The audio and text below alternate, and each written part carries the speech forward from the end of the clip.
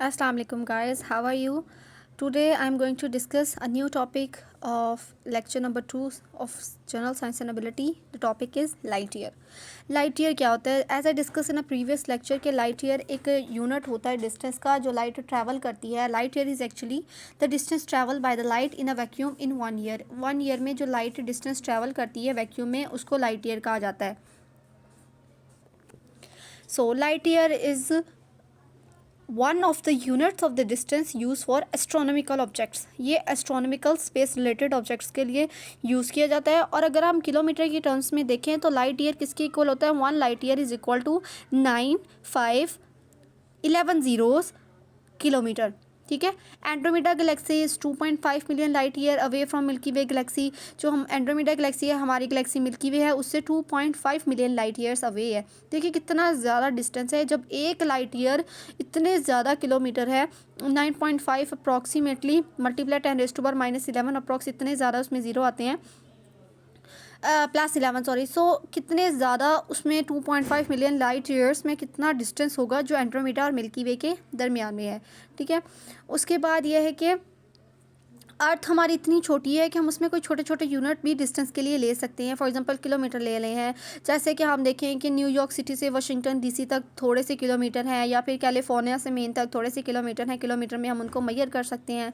लेकिन बड़ी बड़ी गैलेक्सीज़ के दरमियान डिस्टेंस मैयर करने के लिए हम क्या करते हैं? किलोमीटर को नहीं ले सकते. अगर फॉर एग्जांपल हम एंड्रोमेडा गैलेक्सी का नियर गैलेक्सी से किलोमीटर में डिस्टेंस देखें तो वो 21 ट्रिलियन किलोमीटर आता है, which is a huge amount. So हमने क्या करना है कि हार्ड, जो कि ये लिखना बहुत हार्ड हो सकता है किलोमीटर में और मुश्किल भी हो सकता है. सो हमने क्या करना है कि डिस्टेंस लाइट ईयर में मेजर करना है. अब यहाँ पे एक और यूनिट आ सकता है, the parsec. Parsec is equal to 3.3 light years. So इससे बड़ा यूनिट आ गया. हम 3.3 लाइट ईयर की जगह 1 परसेक भी लिख सकते हैं. यहाँ पे कुछ फैक्ट है that the milky Way Galaxy is about 1 lakh light year across. और उसके बाद Andromeda galaxy is about 2.5 million light years. That's about light year. Light year एक यूनिट है जो कि डिस्टेंस को मैयर करने के लिए हम लेते हैं. नेक्स्ट आ गया गैलेक्सी. लाइट ईयर में आप माइंड में रखें कि जिस तरह हम अर्थ में किलोमीटर में डिस्टेंस मैयर करते हैं तो स्पेस में हम लाइट ईयर में डिस्टेंस मैयर करते हैं. लाइट ईयर एक्चुअली एक साल में लाइट जितना डिस्टेंस ट्रैवल करती है उसके इक्वल होता है. गैलेक्सी. गैलेक्सी एक ग्रीक वर्ड गैलेक्सियस से निकला है जिसका मतलब होता है मिल्की. और इसको मिल्की क्यों कहा जाता है? क्योंकि हमारी गैलेक्सी का नाम मिल्की वे गैलेक्सी है. सो हम इसको गैलेक्सी कहते हैं. गैलेक्सी क्या होता है कि ग्रुप होता है मिलियन और बिलियन स्टार्स का जो कि एक दूसरे के साथ रहते हैं ग्रेविटी की वजह से. इसमें थाउजेंड्स ऑफ स्टार्स होते हैं, इंटरस्टेलर गैसेस होती हैं, डस्ट होते हैं. तो गैलेक्सीज जब भी बनती है जब स्टार्स का ग्रुप, गैसेस का ग्रुप, डस्ट का ग्रुप, पार्टिकल्स सारे स्ट्रॉन्ग ग्रेविटेशनल फोर्स की वजह से इकट्ठे हो जाएं तो गैलेक्सी बनती है. यूनिवर्स के अंदर गैलेक्सी होती है. गैलेक्सी में स्टार, प्लैनेट्स, इंटरस्टेलर स्पेसिस और डस्ट पार्टिकल ये सारे ग्रेविटी की वजह से इकट्ठे होते हैं, क्लस्टर बनाते हैं, तो गैलेक्सी होता है. गैलेक्सी को on the basis of their visual morphology 3 categories में डिवाइड किया जाता है. Number 1 is a spiral galaxy. I am sorry, I just forget to show you an important concept of light year. तो light year का एक important concept मैं आपको बताती हूँ. Just wait for a while. This is actually I just forget to show you the example of light year. Light year अब यहाँ पे देखें मून से अर्थ का डिस्टेंस कितना है? 1.3 लाइट ईयर. इतना डिस्टेंस है. ये जो दरमियान में डिस्टेंस आ रहा है वो 1.3 लाइट ईयर है. सन से उसका उन्होंने बताया हुआ है. फिर उसके बाद अल्फा सेंचुरी से बताया हुआ है 4.4 लाइट ईयर्स आ गया. फिर एंड पे देखें एंड्रोमेडा गैलेक्सी से अर्थ का डिस्टेंस कितना है? 2.5 million light year. Andromeda galaxy earth किस में है? मिल्की वे गैलेक्सी में. तो ये मैं पहले आपको एग्जांपल दिखाना भूल गई थी. आप इन एग्जांपल्स को जब माइंड में रखेंगे तो आपको जल्दी समझ आएगी कि लाइट ईयर होता क्या है एक्चुअल में. ओके. एज यू नो कि हम गैलेक्सीज पढ़ रहे थे, टाइप ऑफ गैलेक्सीज, उसको जैसे मैं बताई थी 3 कैटेगरीज में डिवाइड किया गया है. Spiral Galaxy, elliptical galaxies and irregular galaxies. Spiral galaxies क्या होती हैं? स्पाइरल गैलेक्सीज ओफन, ये देखिए ये एक स्पाइरल गैलेक्सी की पिक्चर मैं आपको शो करवा रही हूँ. स्पाइरल गैलेक्सी ब्लूइश कलर की होती हैं. उसमें क्योंकि ब्लूइश कलर उनका क्यों होता है? क्योंकि उनमें यंग स्टार्स होते हैं. यंग स्टार्स होते हैं, उनका कलर स्पेशली ब्लूइश होता है, डिस्क शेप होती हैं, इनमें स्पाइरल आर्म्स होती हैं। ये देखिए इसमें स्पाइरल आर्म्स की तरह ये गोल गोल शो हो रहा है। उसमें डस्ट होता है, गैसेस होती हैं। हमारी गैलेक्सी जो है मिल्की वे गैलेक्सी वो स्पाइरल है और इसमें 100 बिलियन प्लैनेट्स आते हैं, ठीक है। और 200 से 400 बिलियन उसमें स्टार्स आते हैं। उसका डायमीटर जैसे मैंने पहले बताया था 10⁻⁵ लाइट ईयर्स होता है और हमारी गैलेक्सी को मिल्की वे कहते हैं।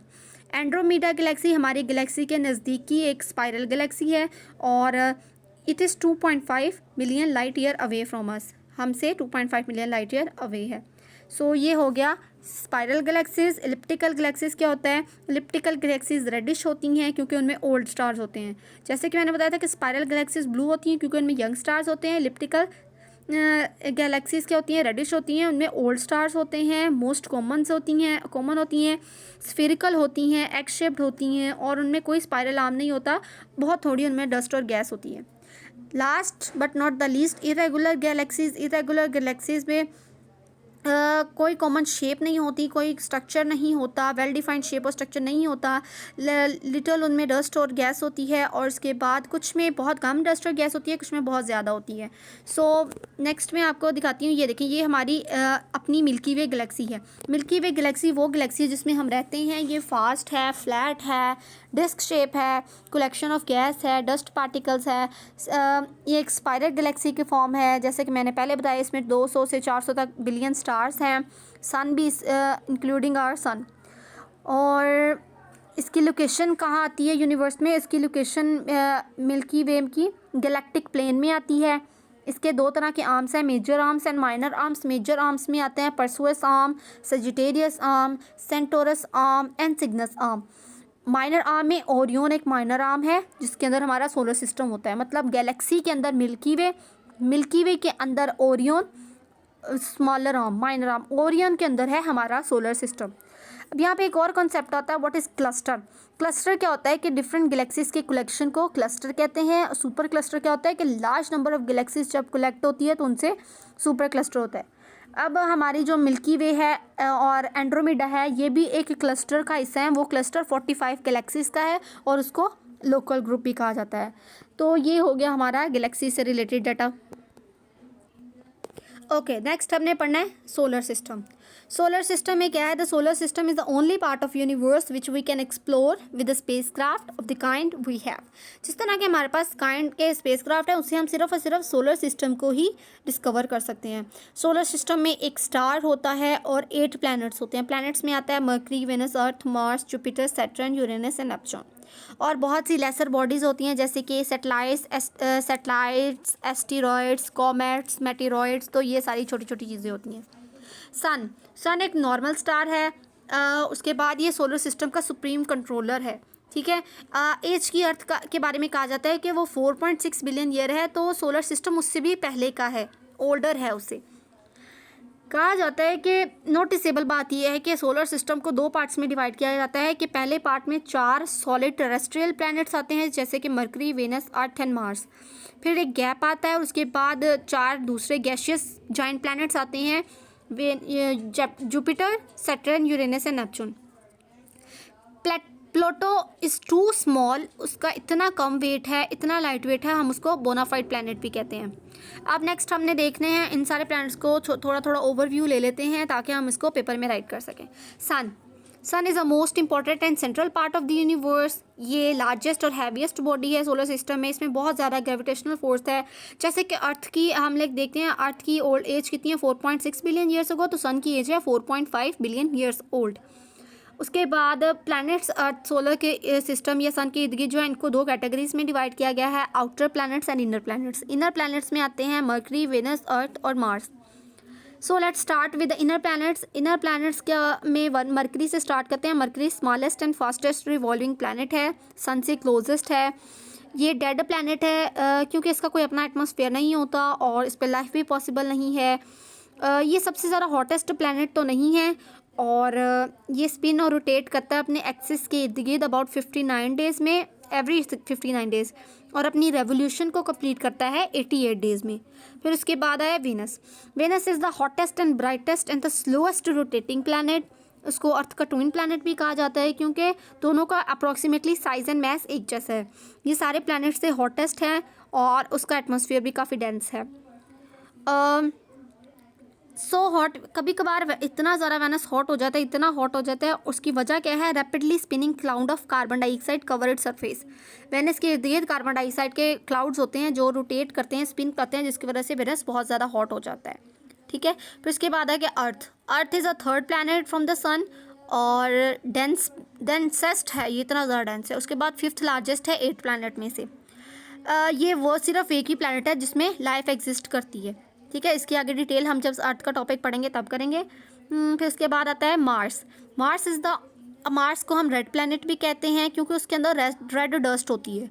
ये सिर्फ यही एक ओनली प्लैनेट है that give some encouragement about the idea of life on other planets as well. तो जो हमें बताते हैं कि शायद इस प्लैनेट पर भी लाइफ हो सकती है। ठीक है, अगरचे कि अर्थ जैसी लाइफ उसके ऊपर पॉसिबल नहीं है, बट अनसर्टेनिटी मतलब कुछ चांसेस हैं कि वहाँ सप्लाईज़ हैं, पानी की, वाटर की सप्लाईज़ हैं।